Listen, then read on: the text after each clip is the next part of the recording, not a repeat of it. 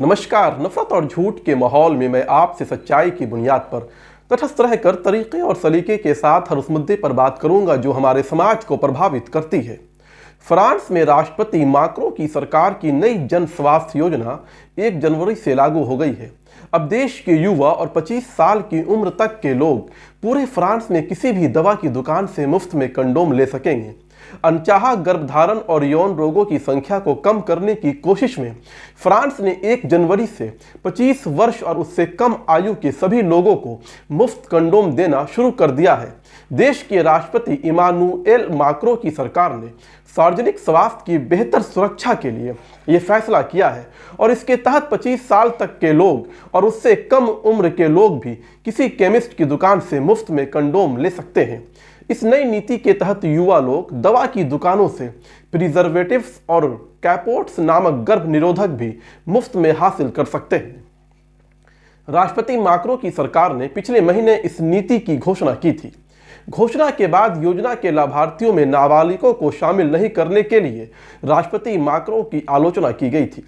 इस तथ्य के बावजूद कि कई लड़कियां जो अनजाने में गर्भवती हो जाती हैं और वे उनके साथ यौन संबंध बनाती हैं जो नाबालिग होते हैं, आलोचना के बाद इसका विस्तार कर दिया गया है।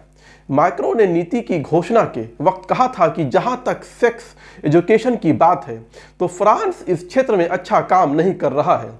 उन्होंने कहा, वास्तविकता सिद्धांतों से काफ़ी अलग है। इस क्षेत्र में हमें अपने शिक्षकों को अच्छी तरह से प्रशिक्षित करने और उन्हें इस मुद्दे के प्रति फिर से संवेदनशील बनाने की आवश्यकता है।